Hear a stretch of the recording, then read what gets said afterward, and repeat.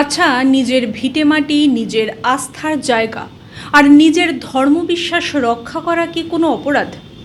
এমন এক পৃথিবীতে আমরা বাস করছি যেখানে সভ্যতার আলো দিন দিন উজ্জ্বল হচ্ছে বলে দাবি করা হয়, কিন্তু সেই আলোর নিচেই আমাদের চোখের সামনে কখনো নিঃশব্দে তো আবার কখনো প্রচণ্ড রক্তপাতের মধ্যে দিয়ে মুছে দেওয়ার চেষ্টা চলছে কোটি কোটি মানুষের ইতিহাস, তাদের সংস্কৃতি এবং অস্তিত্বকে। 16ই আগস্ট থেকে 22শে আগস্টের এই একটি মাত্র সপ্তাহে ভারত এবং তার সীমান্তবর্তী অঞ্চলে এমন কিছু ঘটনা ঘটে গেছে যা কেবল সংবাদের শিরোনাম নয়, এগুলো রক্তে লেখা এক একটি কান্নার ইতিহাস। এমন এক ইতিহাস যা হয়তো মূলধারার মিডিয়ার বাস্তবতা হারিয়ে গেছে। কিন্তু আজ আমরা থামবো এখানে। আজ আমরা প্রতিটি ঘটনার গভীরে যাব এবং বোঝার চেষ্টা করব সহনশীলতার শেষ সীমানাটা আসলে ঠিক কোথায়। নমস্কার, আমি চন্দ্রিমা মাধ্যমের আরেকটি ভিডিওতে আপনাকে স্বাগত। আপনারা দেখছেন আমাদের বিশেষ বিভাগ Hindus under attack round up. আমাদের এই মর্মান্তিক সফর শুরু করি ভারতের দক্ষিণের রাজ্য কর্ণাটক থেকে। রায়চুর জেলার বিচালি ক্যাম্পের কথা ধরা যাক। 2009 সালের এক ভয়াবহ বন্যায় ঘরহারা মানুষদের পুনর্বাসনের জন্য একটি জমি বরাদ্দ হয়েছিল। সাধারণ মানুষ ভেবেছিলেন নতুন জায়গায় জীবনের নতুন অধ্যায় শুরু হবে। সেই পুনর্বাসন এলাকায় 322 নম্বর সার্ভে জমিতে স্থানীয় হিন্দু বাসিন্দারা তাদের আস্থার প্রতীক অঞ্জনিয়া মন্দিরের জন্য একটি অংশ নির্দিষ্ট করে রেখেছিলেন। কিন্তু সময় বদলাতে বদলে গেল সেই জমির রূপরেখা। 2024 সালে রহস্যজনকভাবে সেই মন্দিরের জায়গায় দাঁড়িয়ে গেল এক বিশাল গির্জা। কেন? কিভাবে একটি নির্দিষ্ট উপাসনালয় অন্য ধর্মানুষ্ঠানের দখলে চলে গেল? এই নির্দিষ্ট প্রশ্নের উত্তর খুঁজতে যখন গত 11ই আগস্ট স্থানীয় হিন্দুরা কাছেই একটি অঞ্জনিয়া মূর্তি প্রতিষ্ঠা করলেন, তখনই নেমে এলো এক সহিংসতা। নেমে এলো পাথর বৃষ্টি, রক্তাক্ত হলো পথঘাট। পরিস্থিতি নিয়ন্ত্রণে আনতে পুলিশকে 144 ধারা জারি করতে হলো। এটি কি শুধুই একটি জমির বিবাদ, নাকি নিজের মাটিতেই নিজের অধিকার হারিয়ে ফেলার এক নীরব আর্তনাদ? আর এই অধিকার হারানোর কান্না যখন দক্ষিণ ভারতের জমি থেকে শুরু হয়ে উত্তর ভারতের কোনো ধুলিমলিন গ্রামে পৌঁছয়, তখন তা কেবল ভিটে মাটির লড়াই থাকে না, তা পরিণত হয় এক চরম নিষ্ঠুরতায়। চলুন যাওয়া যাক উত্তরপ্রদেশের বলরামপুরের ঠাকুরপুর গ্রামে। 38 বছর বয়সী রাম স্নেহী অতি সাধারণ এক দলিত শ্রমিক, যার জীবনের একমাত্র লক্ষ্য ছিল দিনমজুরি করে পরিবারের মুখে দুবেলা দুটো অন্ন তুলে দেওয়া। কিন্তু চুরির এক সামান্য অপ্রমাণিত সন্দেহে তাকে জীবন প্রদীপ তার নিভিয়ে দেওয়া হলো। আকবর আলী এবং তার সঙ্গীরা রাম স্নেহীকে একটি বিদ্যুতের খুঁটিতে কষে বাঁধে। তারপর শুরু হয় অমানবিক অত্যাচার। সোশ্যাল মিডিয়ায় ছড়িয়ে পড়া ভিডিওতে সেই দৃশ্য দেখলে যে কোনো মানুষের হৃদয় কেঁপে উঠবে। রাম স্নেহী আকুতি করেছিলেন, ভাই আমাকে মেরো না, আমাকে ছেড়ে দাও, আমি বাড়ি যাব। কিন্তু সেই আকুতি হয়তো আকবর আলীদের পাষাণ হৃদয় স্পর্শ করতে পারেনি।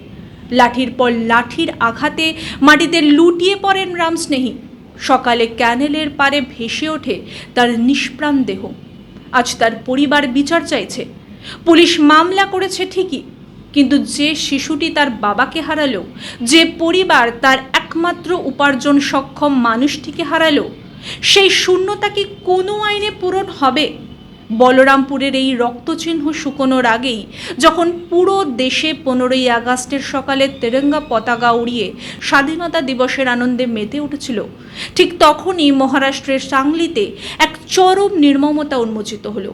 সাংলির বিঘ্নহত্যা কলোনিতে বাস করতেন 45 বছরের মোহন কেসকারেকার এবং তার স্ত্রী 38 বছরের মনীষা।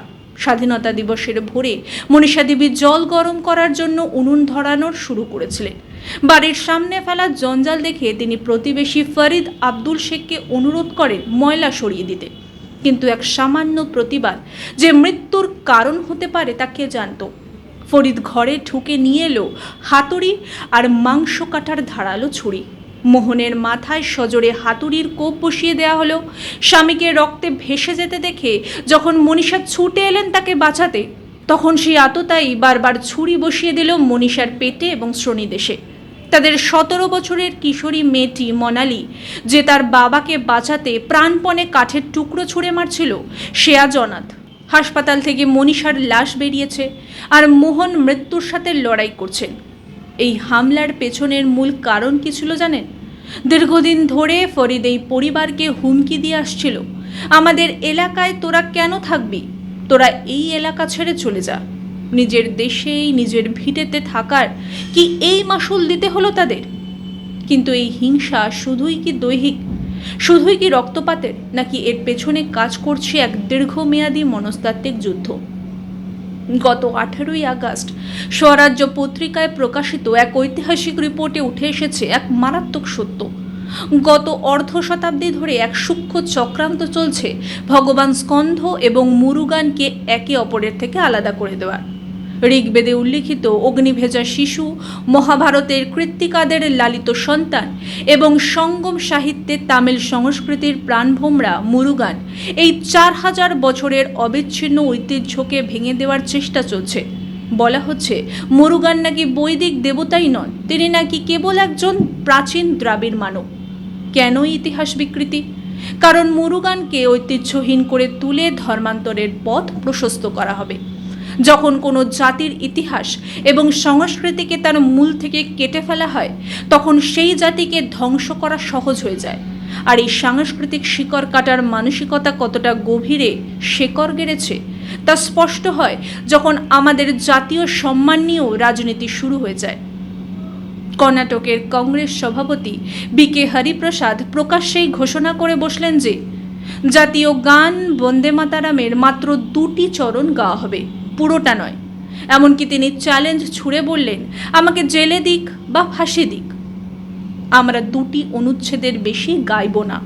অন্যদিকে প্রবীণ অভিনেত্রী শর্মিলা ট্যাগোর সুর মিলিয়ে বললেন, গানের বাকি অংশে হিন্দু দেবদেবীর উল্লেখ থাকায় তা নাকি অনেকের অনুভূতিতে আঘাত করছে।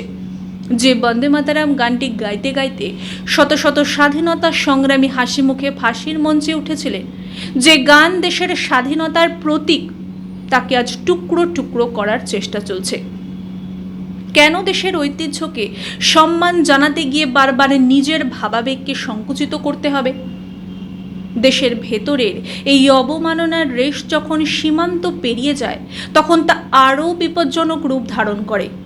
গত 26শে জুলাই বাংলাদেশের চট্টগ্রামে আয়োজিত হলো এক বিশাল 6 ঘন্টার দাওয়া কনফারেন্স। মঞ্চে বসে আছেন অল ইন্ডিয়া মুসলিম পার্সোনাল ল বোর্ডের সিনিয়র সদস্য মাওলানা সাজ্জাদ নোমানি, আর তার ঠিক পাশেই বসে বক্তব্য রাখছেন আল কায়দা ও লস্করি তৈবারের সাথে যুক্ত উগ্রবাদীরা। সেই মঞ্চ থেকে খোলাখুলি হুমকি দেওয়া হলো ভারতকে বিভক্ত করার এবং বাংলাদেশের সংখ্যালঘুদের ওপর অত্যাচারের প্রতিবাদকারী সাংবাদিকদের চিরতরে স্তব্ধ করে দেওয়ার। হারুন ইজহারের মতো চরমপন্থীরা বলল তারা নাকি ভারতের বিরুদ্ধে লড়াই করবে। যেখানে ভারতের সার্বভৌমত্বকে আন্তর্জাতিক মঞ্চে হুমকির মুখে ফেলা হচ্ছে, সেখানে ভারতের ভেতরের নীতি নির্ধারকরা কেন নীরব বলতে পারেন? সাজ্জাদ নোমানিকে কেন জিজ্ঞাসাবাদ করা হলো না? কেন এই ধরনের চক্রান্তের বিরুদ্ধে কঠোর পদক্ষেপ নেওয়া হচ্ছে না? এই আন্তর্জাতিক চক্রান্তের ছোট ছোট আগুন জ্বলছে আমাদের চারপাশের গ্রামগুলিতেও। কর্ণাটকের হাভেরি জেলার শিগাঁও শহরে ঘটে গেল এক চরম অবমাননাকর ঘটনা। অঞ্জনিয়া মন্দিরের পবিত্র চত্বরের ভেতরে ঢুকে প্রস্রাব করার সময় ধরা পড়ল 30 বছর বয়সের যুবক মোহাম্মদ আফর। স্থানীয় বাসিন্দারা তাকে হাতে নাতে ধরে পুলিশের হাতে তুলে দেয়। অন্যদিকে বিদার জেলার শাহিন পিইউ কলেজে স্বাধীনতা দিবসের মতো দিনে নিজের দেশের মাটিতে দাঁড়িয়ে যখন ছাত্ররা আনন্দিত হয়ে ভারত মাতা কি জয় এবং বন্দে মাতারাম স্লোগান দিল, কলেজের প্রিন্সিপাল আব্দুল হাকিম সেই ছাত্রদের ধমক দিয়ে থামিয়ে দিলেন। চিন্তা করে দেখুন, যে দেশে জন্ম সেই দেশের জয়ধ্বনি দেওয়া কি এখন অপরাধ? একটি মন্দিরের পবিত্রতা রক্ষা করাও কি এতটাই কঠিন? কিন্তু ভারতের সীমানা পেরিয়ে আপনি যদি ওপারের বাংলাদেশের দিকে তাকান, তবে দেখবেন সেখানে সংকট আর কোনো বিচ্ছিন্ন ঘটনা নয়, সেখানে তো এক পূর্ণাঙ্গ ট্র্যাজেডি। এটা ঢাকা বিশ্ববিদ্যালয়ের অধ্যাপক আবুল বরকতের একটি ঐতিহাসিক গবেষণার রিপোর্ট বলছে, প্রতিদিন যেভাবে ভিটেমাটি দখল, জোরপূর্বক ধর্মান্তকরণ এবং মিথ্যা অভিযোগে হামলা চলছে, তাতে 2050 সালের মধ্যে বাংলাদেশে আর একজন হিন্দুও বেঁচে থাকবে না। এটি কোনো কাল্পনিক তথ্য নয়, এটি কিন্তু একটি পরিসংখ্যানগত সত্য। ময়মনসিংহের মুসলিম বক্তা মোহাম্মদ আবদুল্লাহ, যার সোশ্যাল মিডিয়ায় লক্ষাধিক ফলোয়ার, সে প্রকাশ্যে ঘোষণা দিচ্ছে সে ভারতে প্রবেশ করবে, শিলিগুড়ি দার্জিলিং অঞ্চলে গিয়ে হিন্দু পরিবারগুলোকে ধর্মান্তরিত করবে এবং আসাম ত্রিপুরায় ঘাঁটিও গাড়বে। অন্যদিকে পশ্চিমবঙ্গের জলপাইগুড়ির 35 বছর বয়সী ভারতীয় চা কৃষক দীপঙ্কর গোপকে সীমান্ত পার করে অপহরণ করে নিয়ে গেছে ওপার বাংলার কর্তৃপক্ষ। তিনটি ফ্ল্যাগ মিটিং হলেও তাকে ফেরত দেওয়া হয়নি। শর্ত দেওয়া হচ্ছে, ভারতের অনুপ্রবেশকারী এবং চোরাচালানকারীদের না ছাড়লে ভারতীয় কৃষককেও ছাড়া হবে না। একদিকে দেশের সীমান্ত সুরক্ষিত নয়, অন্যদিকে দেশের ভেতরের ঐতিহ্য আক্রান্ত। এই পরিস্থিতি আমাদের ঠিক কোন ভবিষ্যতের দিকে নিয়ে যাচ্ছে বলুন তো? প্রতিটি ঘটনার একটা সমাপ্তি থাকে, কিন্তু এই ঘটনাগুলোর সমাপ্তি কোথায়? আজ রায়চুরের বিতর্কিত জমি থেকে শুরু করে বলরামপুরের রামস্নেহীর রক্তে ভেজা মাটি, সাংলিতে মনালির অনাথ হয়ে যাওয়া থেকে শুরু করে মুরুগানের ইতিহাস বিকৃতি, কিংবা বন্দে মাতারামকে ছাঁটাই করার চক্রান্ত থেকে শুরু করে ওপার বাংলার এক একটি পরিবারকে নিঃশব্দে মুছে যাওয়া, এগুলো কোনো বিচ্ছিন্ন ঘটনা নয়। এগুলো আসলে একই শিকড়ের গল্প, যে শিকড়কে আর চারপাশ থেকে কেটে ফেলার চেষ্টা করা হচ্ছে। আমরা যখন পরম সহনশীলতার দোহাই দিয়ে চুপ করে বসে থাকি না, তখন ভাবি ওটা তো অন্যের সাথে ঘটছে, আমার সাথে নয়। ঠিক তখনই অন্যায় করার সাহস আরও এক ধাপ বেড়ে যায়।